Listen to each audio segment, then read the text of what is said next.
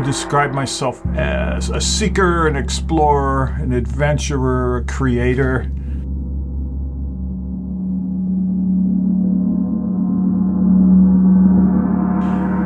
For me, the main idea is transformation. Why do people come to hear the sounds I make? Because they want to be transformed, hopefully in a positive way. They want, for that hour and a half, they want to be transformed, and then hopefully bring it away with them.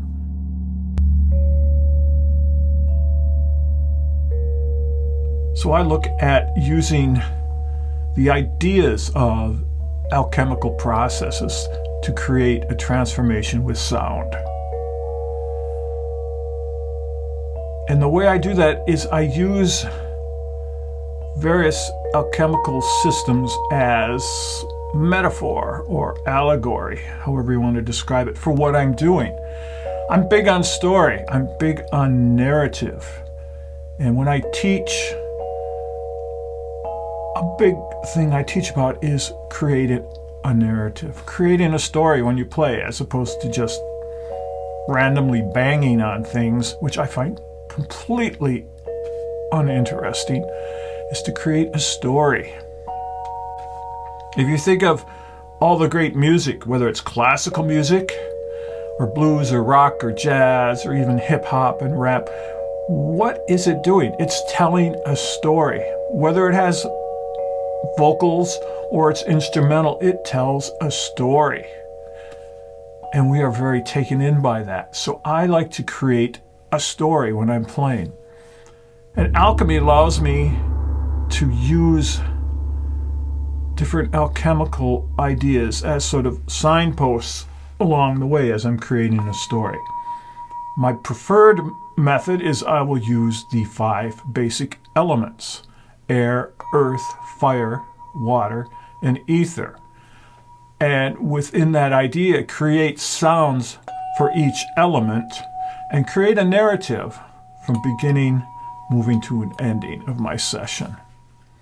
I might work with some other alchemical ideas like the 7 planetary metals: Mercury, Venus, Mars, Jupiter, Saturn, the Sun, and the Moon, and work with those ideas. So it allows me, again, something to use to create a narrative. And as I tell my students and tell people, is it's not important that the audience out there even knows what I'm doing. That's not important. So I don't come out in the beginning and say, today we're going to work with the 5 elements, and I'm going to start with air and go to water, and then we'll do some fire. No, that's not important. Some people will pick up on it. Most people won't. But it's the idea that I can use those elements to create, again, a narrative, to create a cohesive story. And the beauty of it is because I'm improvising, it changes every time. So that is why I use alchemy, and I call what I do the alchemy of sound, because that is my own personal vision for what I do.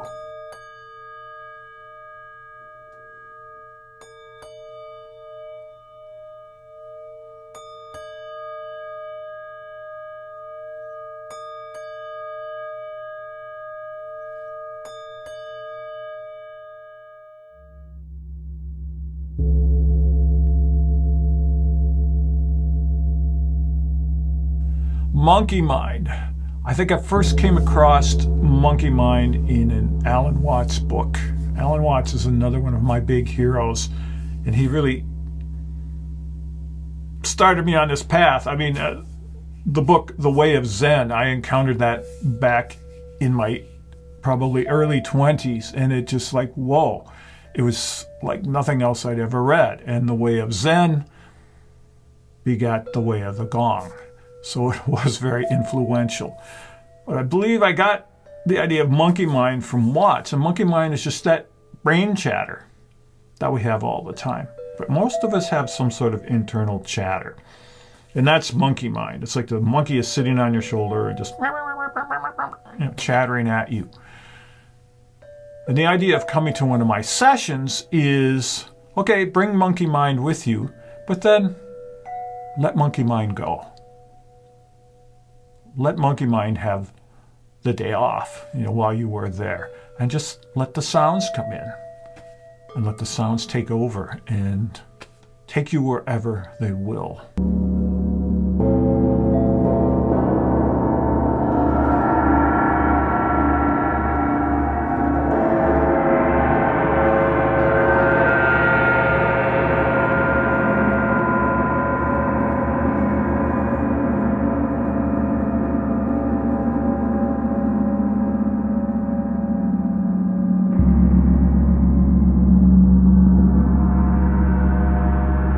How do you do what you do?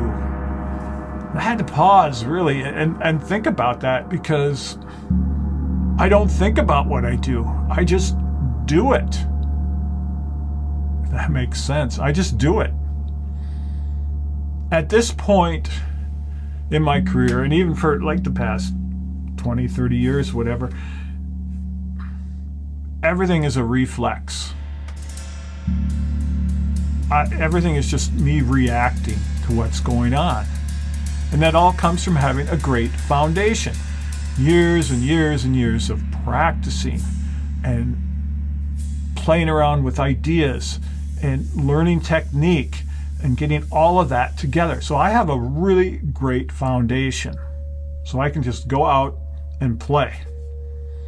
Now, Malcolm Gladwell is famous for the idea of you need to put in 10,000 hours to be good at something. 10,000 hours of work or practice or whatever. I've probably put in 100,000 hours. I mean, really, I've practiced so much and I've played so much. It's all innate now. It's all here. This is where it exists. Again, I am the music. So when I play, I just open up and I let it out. So I'm not really thinking about stuff. How do you do what you do? Well, I just play and I'm reacting and I'm following things. Again, it's that sense of a journey. I'm walking this path of sounds and I'm following where they lead me. Now, there are parts of what I do that are what I would call pre-composed, and those are the melodic elements, the melodies I play on my small tune gongs, the melodies I play on the copper-clad bells, the melodies I play on the rin and singing bowls, those, or even on the kalimba too. Those are pre-planned, those are composed ideas. But even within the structure of what I do, because I'm playing solo, I don't have to follow along with other musicians. I can do what I want. So even those composed parts, I'm able to improvise on. I can change the melody notes if I want. I can change the duration. I can play a melody 2 times or 3 times if I want. I can repeat things. I can just play them once and move on. So it's all improvised. And it's just all, again, based on listening and feeling to what is going on around me. That's how I do what I do. But it's all based on having this foundation of both technique and ideas from years of study and practice. Here's a good story. Years ago, when I was writing for Modern Drummer magazine, I did a series of articles on European improvising drummers. These are some of the best improvising drummers in the world. And part of that was I asked each of them, well, what kind of stuff do you practice? Because I was curious. Here they were just great improvisers. What do you practice? And they all came back to me with similar ideas of they practice the basics, like the snare drum rudiments. Playing on their pad or their snare drum. They practiced those. They practiced technique fundamentals. And it's like, but you guys improvise. You don't follow any music or any scores. But their whole idea was, You need to have a good foundation. In order to improvise, you have to have a foundation to improvise from. You just can't go, I'm going to improvise and start playing, because it will be improvising, but in many ways it won't be able to sustain itself because it doesn't have technical foundation or an idea foundation. So it won't sustain itself. So they all came back and they all were talking about playing the basics, working on patterns, working on things so that they develop muscle memory, where they can just do things, they don't have to think about it. Muscle memory, where they fill their brain with ideas that they can draw upon, and all of this. So it's really not much different than being like a star athlete. If you think of, like a football quarterback, they continually train, but they train on the basics a lot because they want to develop that muscle memory. So when they are on the field, they just react. The guy's open, they just throw the ball. They don't have to think, how hard should I throw this ball? What sort of an arc should I throw so that it comes down and it ends up where he's going to be in that? No, they've done that in practice hundreds, if not thousands of times. So that when they are in the game and the game is moving along, they just react to what's happening on the field. So it's the same thing with a musician improvising. And I'm sure that 100% of us sound people improvise. It's having that background you can draw upon, where you get out there and time is moving forward and you are reacting to what's going on around you. Maybe there's a motorcycle comes by and I'll hear a motorcycle and that'll inspire me to do something. I'll just follow that motorcycle sound. But you have to have a great foundation. So that's how I do what I do. I have a great foundation of technique and ideas and years of practicing, so that when I stand up here and I'm going to play again, I just open up and I release everything.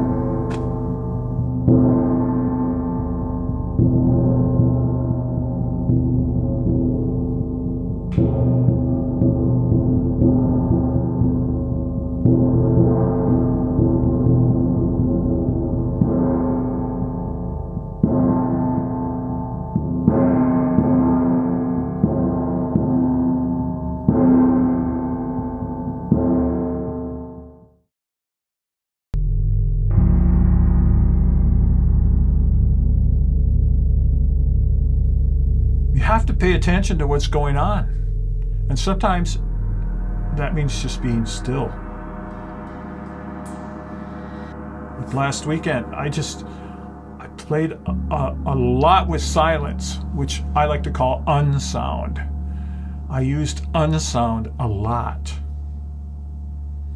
where I would just let the gongs, strike them and let the sound just fade away. And then I would just stand there without expectation, just listening. I could hear people breathe.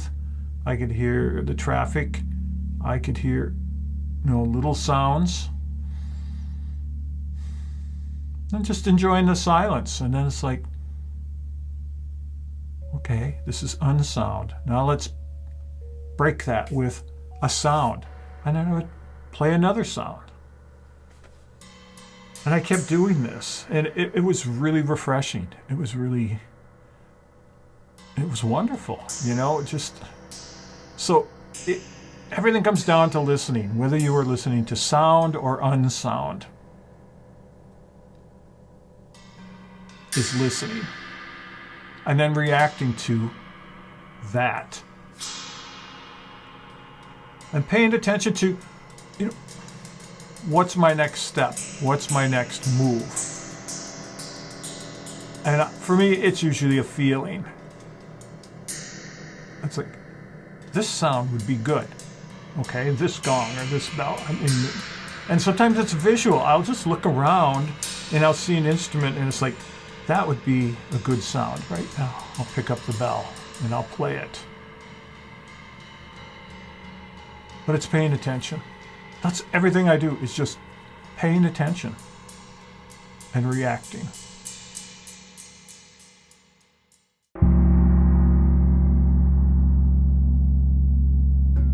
John Cage, I wish he's one of the people I wish I could have met. I wish I could have at least seen him in person.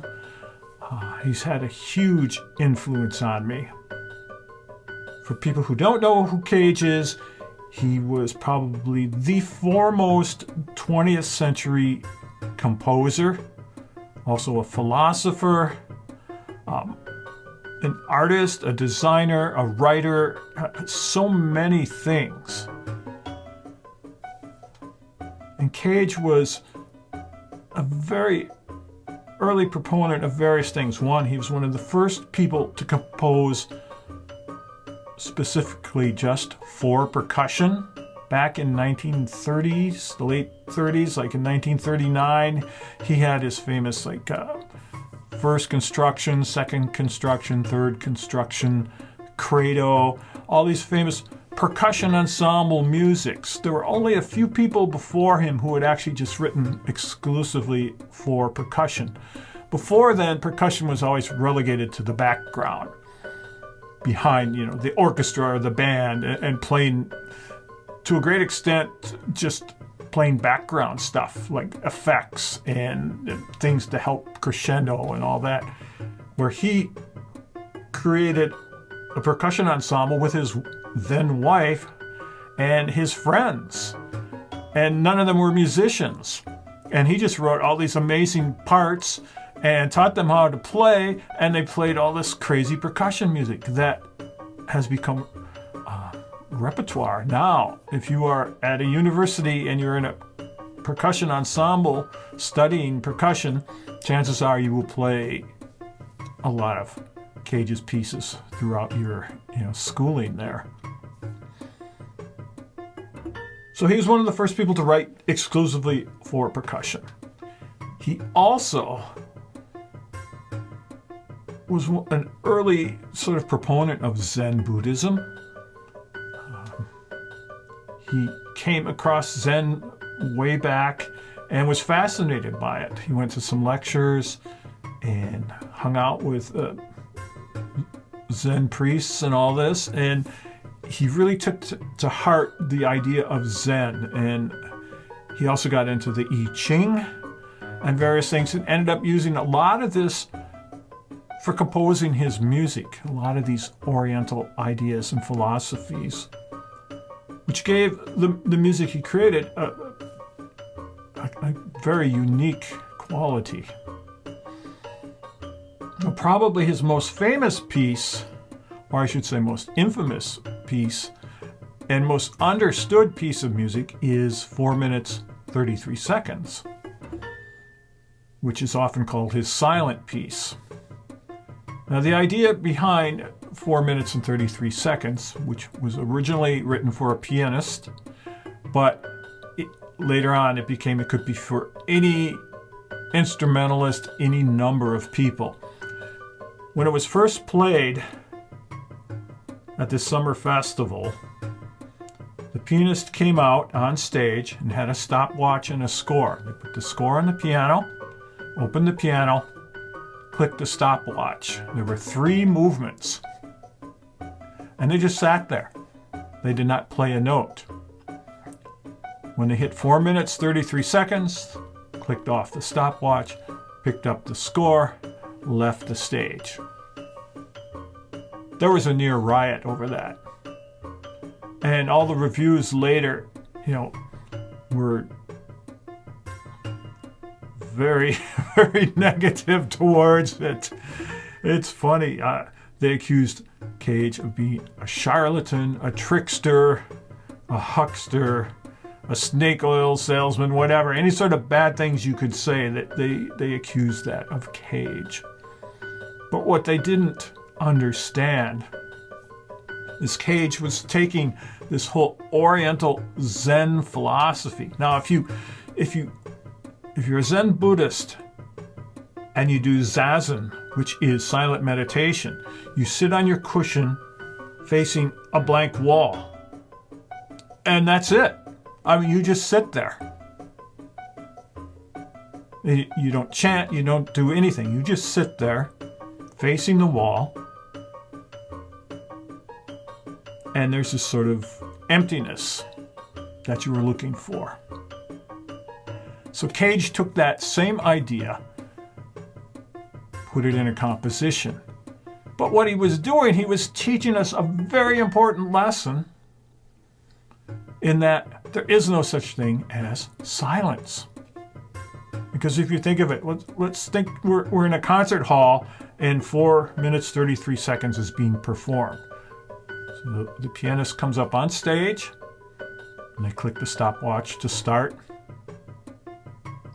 And you hear somebody coughs, somebody crinkles something. A motorcycle goes by outside. The air conditioner turns on and you can hear the fan blowing. Things like this. Cage was teaching us that there is no such thing as silence. Try as we might to get away from sound, we cannot. It's always there. So it goes back to his idea of, I just let sounds be sounds. Well, here we are in 4 minutes, 33 seconds, and you're sitting there and you're hearing all these other sounds that you wouldn't hear if the pianist was banging away on the piano. And maybe you start hearing your own breathing, your own heart beating, things like that. But Cage was teaching us the essence of Zen and Oriental philosophy with that composition. But of course, back then, nobody was prepared for that. Nobody was prepared to understand that. But it's a very good lesson. And I took it to heart. I think, again, everything comes down to listening. You need to listen. I have a dear friend who died just a couple of years ago, a great Swiss drummer, Freddie Studer. And we talked a lot. I interviewed him for various magazines, and whenever he was on tour, I'd go see him here, and we would talk a lot. He was a fascinating guy, and the most important lesson I got from Freddie, he said, Michael, you have to listen with big ears. Because Freddie mainly played improvised music, so there was no score. They weren't following anything. The bands he played in, they'd get up on stage and they would just start playing. And whatever happened, happened. So Freddie, Michael, you have to listen with big ears. And I really took that to heart. He was saying the same thing that Cage said. It's all about listening. And that's a big thing I try to impart on my students, is just listen. Don't get so caught up in the sound that you are making that you aren't listening to it or listening to the peripheral sounds that are happening around you. Listen to everything. So that's all of that. Yeah, listening. It's number one. You have to have big ears.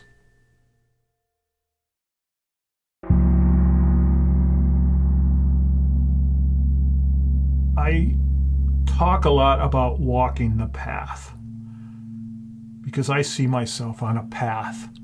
Playing these instruments to me is a life path.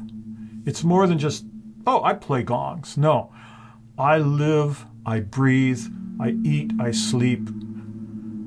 I am gongs. It is my chosen path. It's no different than if you want to be a star athlete, a doctor, a mechanic, whatever, and you totally focus on that and you throw yourself into it and you do it and you live it. So I talk about the path a lot. And when people tell me they bought a new gong, I say, congratulations. My first gong. Well, congratulations. Now you're on the path.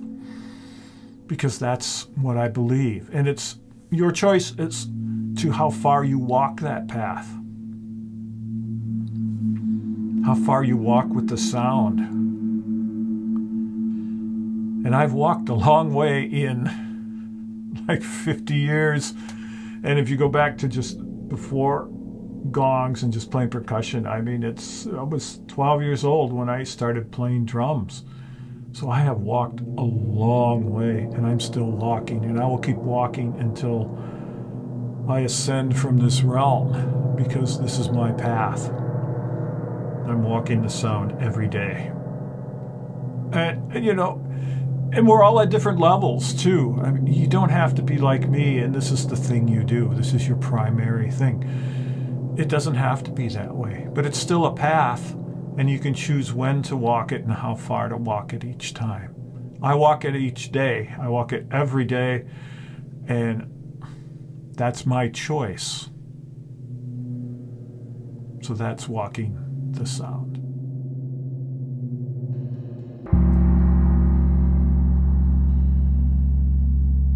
The virtue of patience, that is something that I really had to learn, especially coming from being a drummer, playing in bands, rock bands, pop bands, jazz bands, that sort of thing. Now, if you think about a drummer, the drummer is always playing. Boom, boom, boom, boom, boom, boom. Yeah. The drummer is the driving force behind the band. The drummer keeps going. All the other instruments can drop out, and there's still the drum beat, and then somebody will go, everybody clap their hands, and the drums are playing, Drums don't stop. And in playing modern drumming, it's a lot of very short notes, all strung together to create this illusion of this one long continuum. But they're all short notes, just like clapping. These are all short sounds. So playing drums, you're used to stringing together all these very short, very quick staccato notes. A lot of drums are mostly attack, and you string them together to create this continuum of sound. And a drummer never stops. So when I made the transition from playing in bands to playing solo music and playing the gongs and solo percussion, it was really interesting because I was so used to always having to make sound, always having to propel things forward. And I had to learn to let go of that. It's a reflex. It's very innate. After all these years of playing, I had to gradually learn to let go of that, which was very difficult for me because I'd be like, I think I need to hit something. I need to make another sound. Gradually, I taught myself to invite the silence in and to take a breath. Okay, I've hit this gong.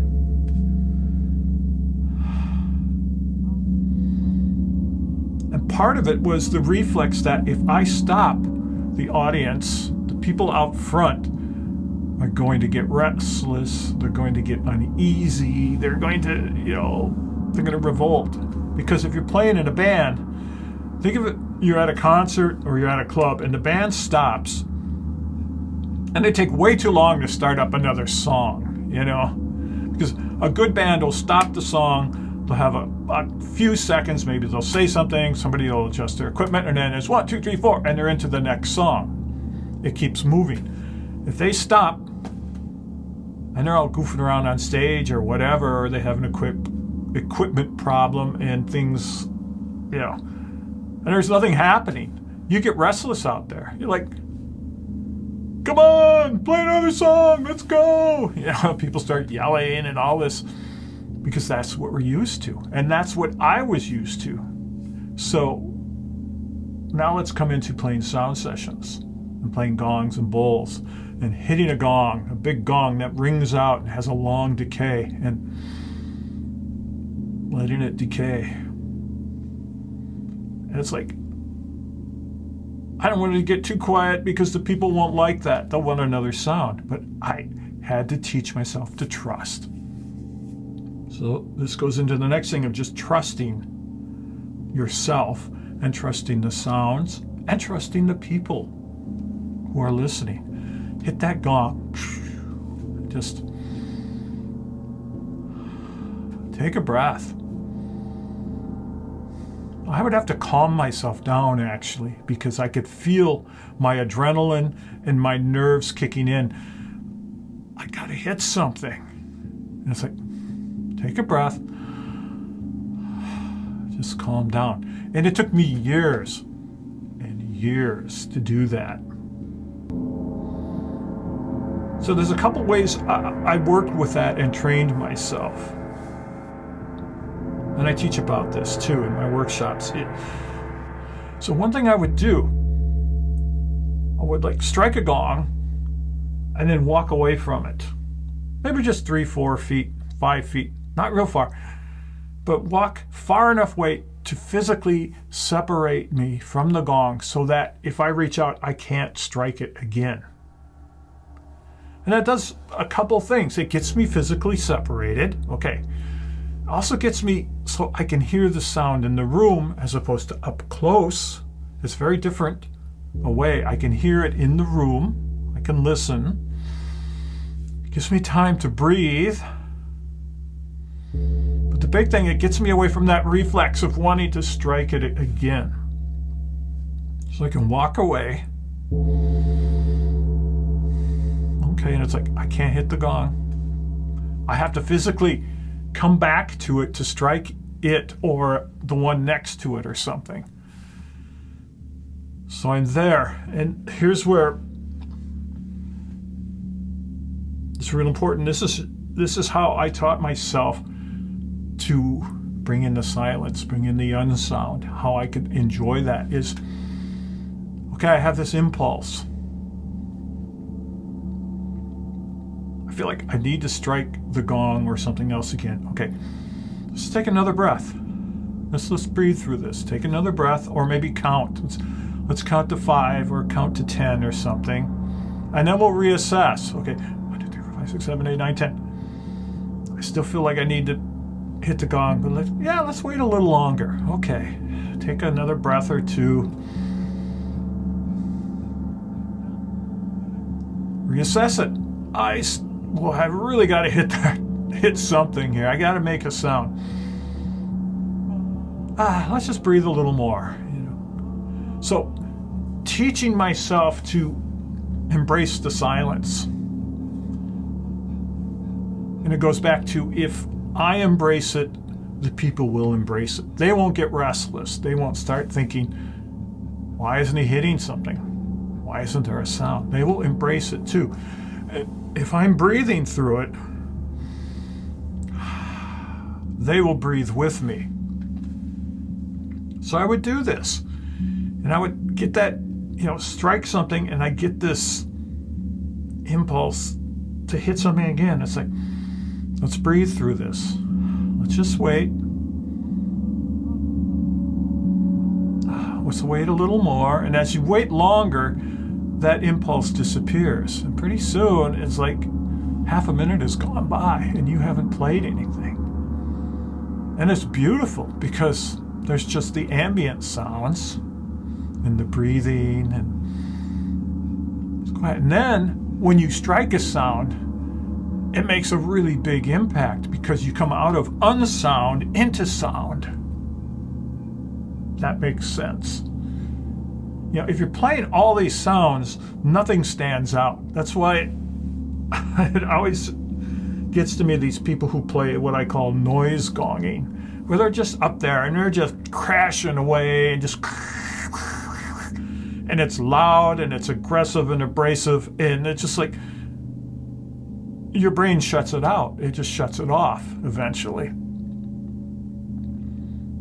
And you don't hear the next sound because it's just, you just don't recognize anything. Whereas here, if I play some gongs or bowls or whatever, and let the sound disappear and fade away, and then I strike something else, even if it's very quietly with a very thin stick, and I go bing, it stands out because it comes out of the silence. Goes back to Alan Watts again, and him talking about the game of black and white, where you have to have black and you have to have white. Again, this duality. Because if you only have white, how does it even know it's white? And then you introduce black and you go, oh, this is black and this is white. So you have to have this as above, so below. You have to have this duality to everything. Because white by itself, you don't know it's even white. You have to have the contrast. Black. Oh, now we have black and we have white. They are opposites. They are contrast. Same thing with sound and silence. If you're just making sound, after a while, you don't even know it's sound. But the minute you introduce silence into it, unsound, and then now you strike and create a new sound out of this silence, it stands out and you go, that is sound. That is a new sound. Whereas if I had all this commotion going on and hit something else, you don't really hear it against the commotion. So that's the importance of all that. And that's breathing through sound. That's listening to sound. That's the whole idea.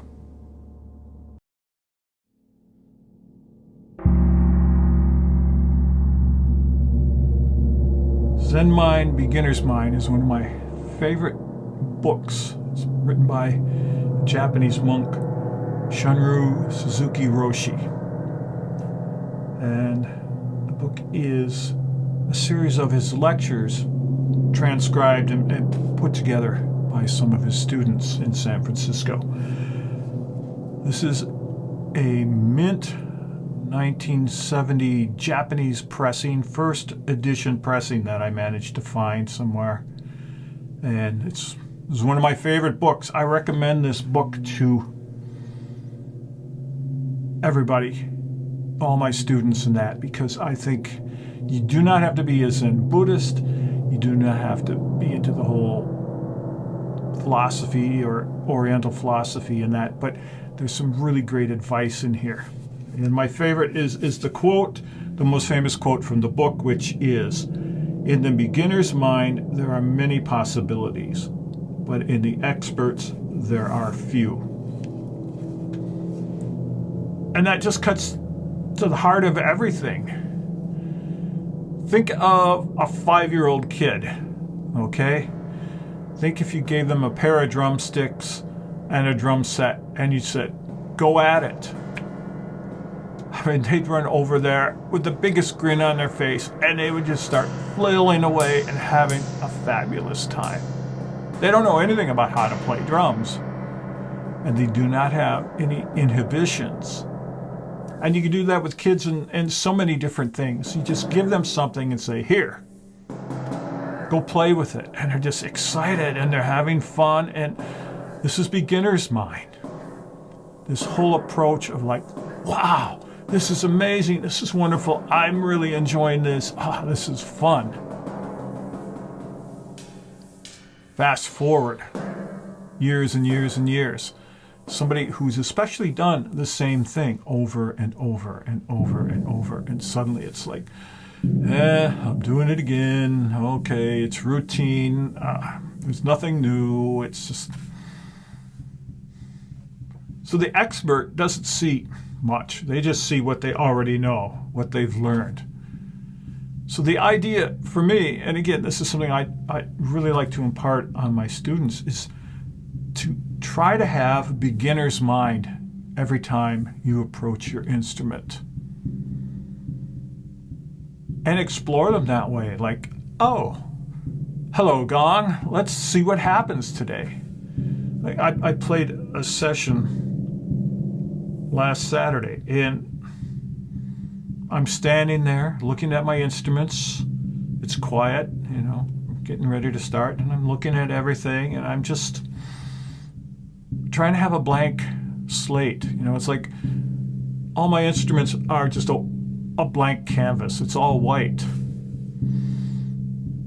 And not having an idea, well, I want to do this or I want to create that. No, it's just like I'm just feeling the energy in the room and feeling the moment. I pick up some mallets and I just start. And I started my session completely differently, and I went in a whole different direction than I normally do. And I just followed the moment, and I was having so much fun playing. That was my beginner's mind being activated. I was exploring my gongs, and I was finding new sounds and new rhythms. I did things I've never done before.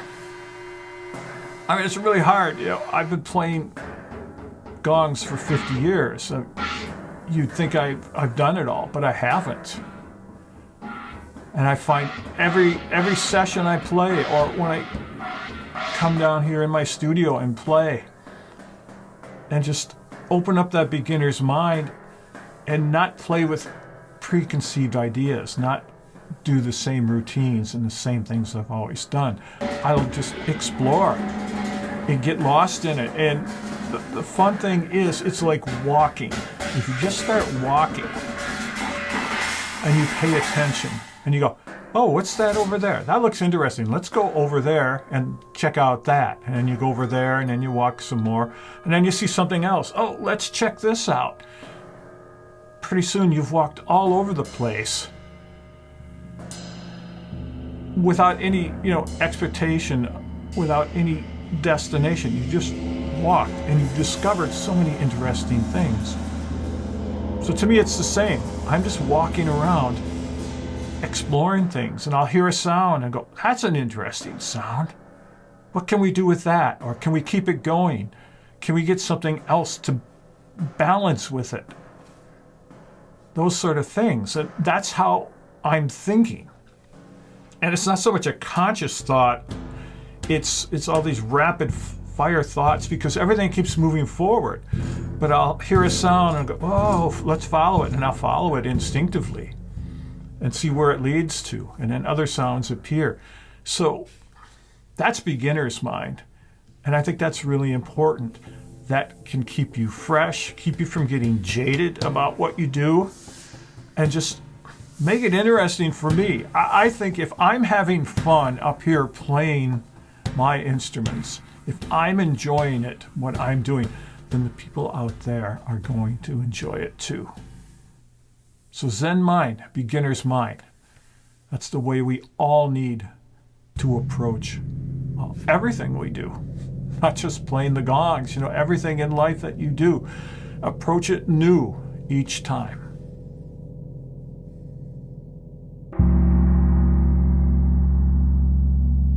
So many people get hung up in their instruments. I'm not against having really high quality instruments. You can see here in my studio, I have the best instruments that I can afford, and the best mallets and all the accoutrements. That is fine. But I think a lot of people get stuck on the idea, if I just buy this gong or this bowl, then I'll be really good, or I will be better, or I can do what I want. And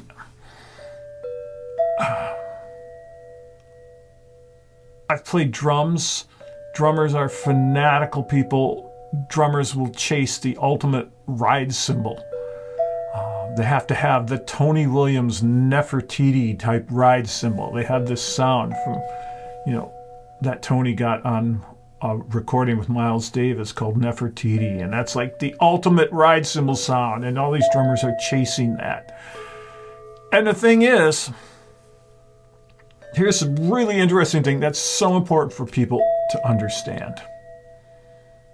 You could take the same drum set or the same gong setup and have 5 different people play on it. And everything, 5 different people, and it will sound 5 different ways. because each person brings themselves to the instrument. Because these instruments, they're neutral.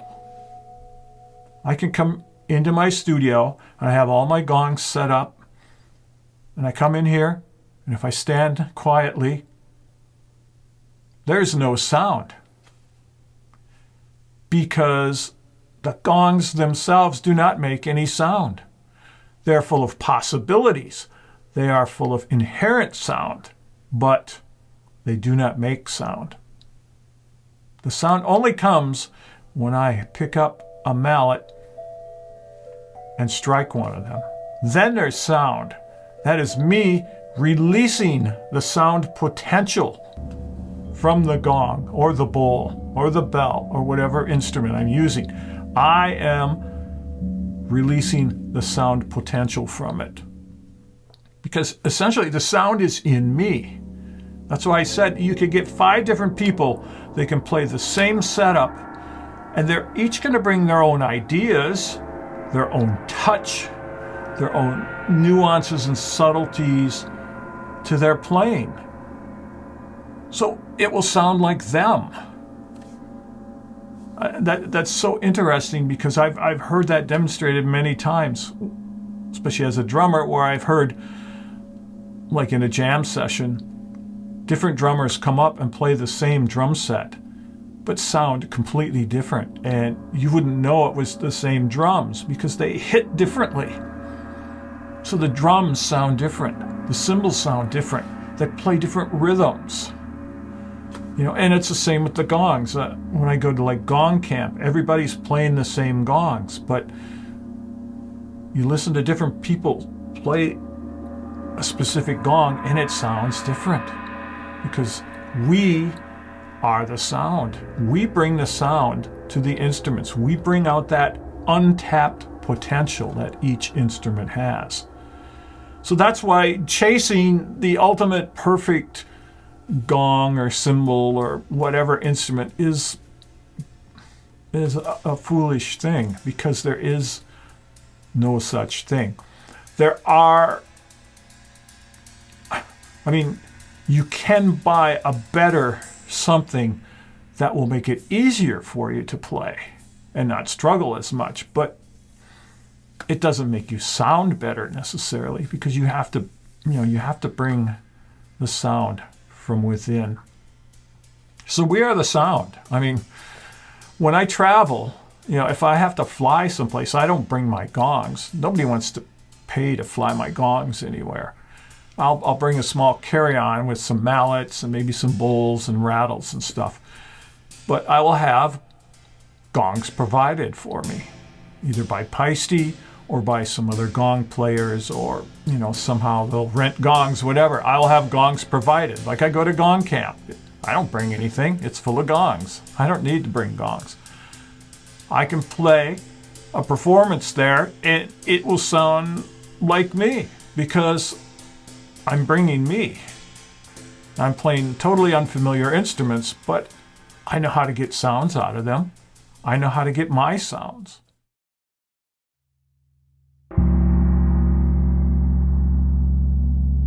Setting up gongs. It's such a personal thing. I think of each person's setup very much as their identity, because it's so personal. I can see a picture of somebody's setup, and if I know the person, I'll know it's their setup.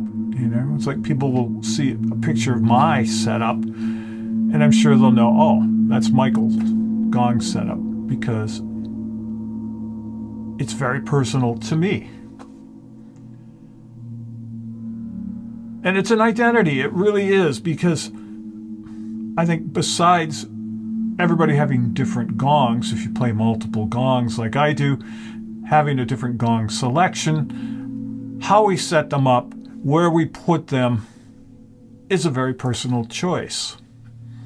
Now here's a couple things. A lot of people like to sit on the floor, sit on a cushion, and they have their gongs, on a low level there, and they're sitting down there and they're playing. And that is totally fine. I have nothing against that. Big thing is, I do not like being on the floor. I have bad knees. At this age, I don't like having to get up and down off the floor. I used to have all my bowls and small instruments and mallets on the floor, and I had to either bend way over to pick up a mallet, or I'd have to get down on my knees to play stuff down there, and then I'd have to stand up to play my gong rack. That was terrible. So I built some mallet trays to attach to my gong rack, so my gong mallets can all be at a mid-level where I can just grab them. I built a table to put in front of me so I can have all my bowls and small instruments on that. They're all at like waist level. Everything's up off the floor. But I have nothing against people, sitting on the floor and playing. If that's where you're comfortable, do it. I have a lot of good friends who play that way. There's another aspect is, how do you set up? Do you set up facing the audience with the gongs between you and the audience? Or do you set up the way I do with the gongs facing the audience, actually, and then I'm turned around, so my back is to the audience? Whatever works for you, really. I've had people question me and say, well, how do you know what's going on if you're facing away from the people? And I have two responses. The first one is, I tried playing with the gongs between me and the audience one time, and the gongs were in my face, and I couldn't see the people anyway. I had to peek around a gong or something. So, I couldn't see the people anyway. And the other thing is, I always know what's going on in the room. I have a great sense for that. I listen, I feel, I pick up on what's happening in the room. Even if I'm facing away and I'm playing a gong, I can tell if somebody gets up and they're going to the bathroom or they're leaving or something. I can tell what's going on in the room because I am paying attention.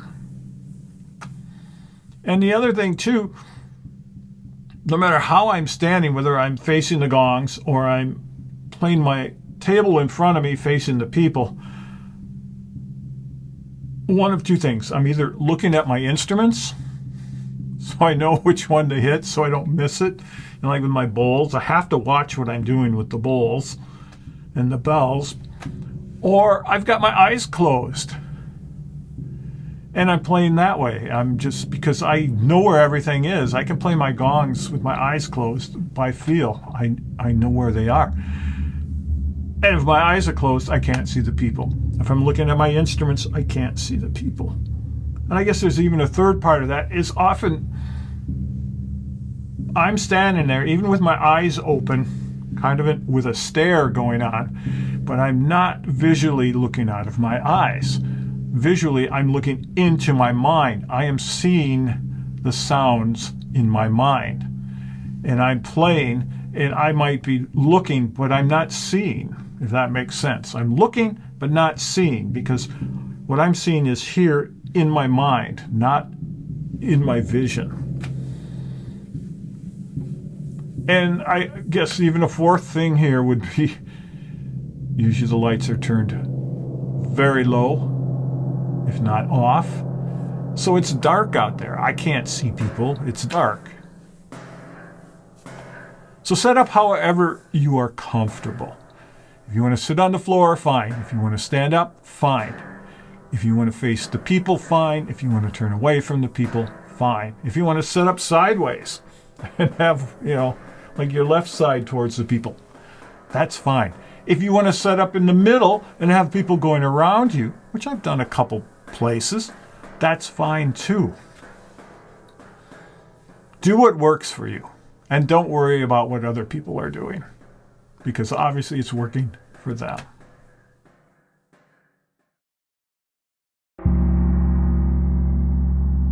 Choosing gongs. I talk a lot about this with people. I answer a lot of questions, either emailed or messaged to me, about I want to buy a gong, or I want to buy another gong. How can I choose a gong? And as much as anything, the gong chooses you, or the bowl, or whatever instrument, because you want to find something you have a connection with. Other than if you are a very beginner, if you have access to a store that you can physically go to and physically play a selection of gongs, that's great. But if you don't, for a beginner buying their first gong, I would say listen to stuff on the internet. Find a gong that makes a sound you like, that sort of resonates with you, and then buy one and start there. I mean, that's what I did. I took the catalog to my music store and I said, I want these 2 gongs. I didn't know what they would sound like. I could afford these 2. They were the sizes that looked good. I said, I want to order these 2. So I ordered them and I got them and I started there. So just start with a gong, whatever you can afford that has a sound that you like, that does something to you. Start there and then work with it. And as you work with it, you'll start to hear other sounds. You start to learn about sound and you'll think, I want to buy another gong, a better gong, a different gong, and I'm looking for these kind of sound characteristics. And hopefully by then you'll have a little better idea about sound so you can hear other gongs and will help you to pick something out. But again, if at all possible, if you can hear stuff in person, that's great. If not, you can listen to a lot of videos on the internet and get an idea of what a gong will sound like. But you want to look for something that resonates with you. And I'm always listening to gong videos on the internet. I just like to listen to gongs. I like to hear things. And just what's out there? What do these gongs sound like? Because they give me ideas. But when I pick a gong, what I'm looking for is just, usually I have a sound in my head. Like last fall, I went to Gong camp out in Pennsylvania. And I was hanging out there and teaching there and that. And I didn't go in mind of buying a specific gong at all, or any gongs. But I went there and I have sounds in my head and I'm playing. They have all these gongs. The room is full of gongs and you can buy them, most of them. And I started playing the gongs and I hit this one big wind gong, 36-inch wind gong. And it's like, that's a sound that I have in my head. I really like that sound. And I kept coming back to that gong. I ended up buying it. Not that I needed it, but it's a sound that I had in my head that I don't have already. So I bought the gong. And on the last day of camp, I'm going around, I found some small gongs in the corner and I picked up this small hang gong, 12-inch gong, and I hit it and I go, oh, I really like that sound. That's really, I can see working with it. So I ended up buying that gong too. So I came home from Gong camp with 2 gongs. I went to Gong camp not expecting to buy any. But I found instruments that resonated with me. They spoke to me. And I knew that I could use them in my work, and that the sound potential they had for exploring and creating was there. It was the type of sounds that I look for. So if you, at all possible, if you can play gongs in person, find something that resonates with you. If you're just a beginner, try to find something over the internet or whatever that you like. Or if you come see me and you go, oh, I like that gong you're playing. What is that? And I'll tell you, oh, it's a Jupiter Planet gong. And you go, oh, cool. I'm going to buy one of those because I kind of like it and it does something for me. And start there and work from there.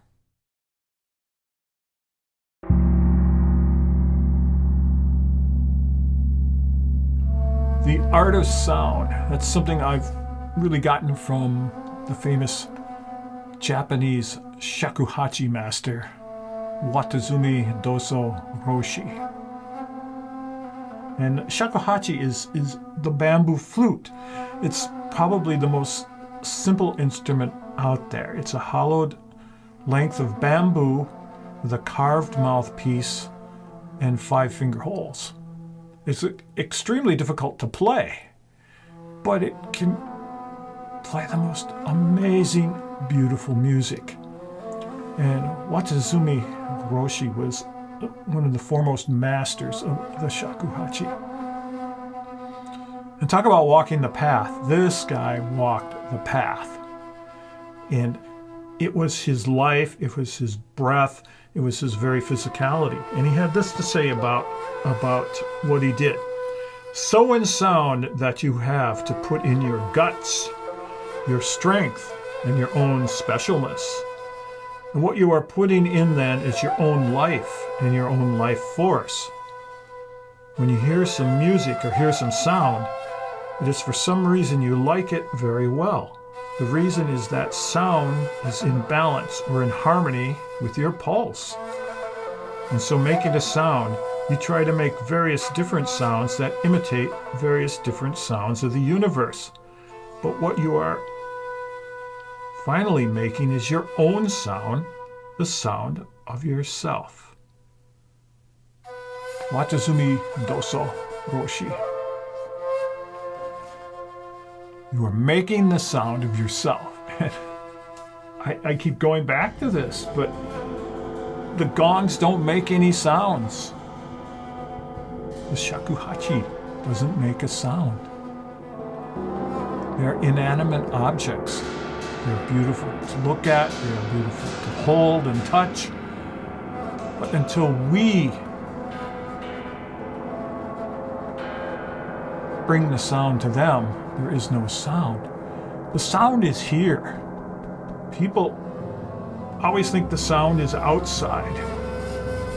They think it's out there. They think it's in the gongs or the bowls or whatever instrument you play. No, the sound is always here.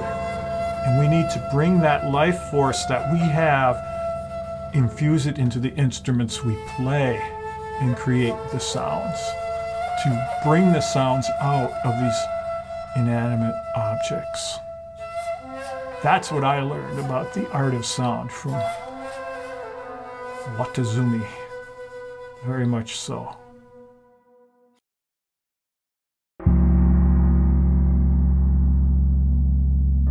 Alan Watts, he's meant a lot to me, and I take a lot from his philosophy. The thing I liked about Watts is he didn't take himself or anything seriously. So often you see these philosophers, and especially these spiritual type philosophers, are just so stuffy. And so, they're not fun. They're not fun people. Watts was fun. The thing I liked about Watts, though, is he didn't take everything so seriously, because his idea is life is here to enjoy, to have fun. Your purpose is to have fun. So one of my favorite Watts quotes that I like to use is all about fun. And Watts says, "This is the real secret of life, to be completely engaged with what you are doing in the here and now. And instead of calling it work, realize it is play." Now that's what I try to do every time I approach these instruments. It's not work. Even though I have to carry, 500 pounds of gear up ramps and steps, and I have to haul it in and out of my house and put it in my van and drag it to the venue, and I have to set it all up and then play it and then tear it down and do everything in reverse and haul it back home. It's a lot of work, but it's play. It's what I do, and it's a part of it. And just, it's worth it for those 70, 80 minutes I'm playing the sounds, because it is so sublime to do. And the other things I do, like writing the book, making the videos, teaching, I love it. I mean, it's not work to me. I love doing it.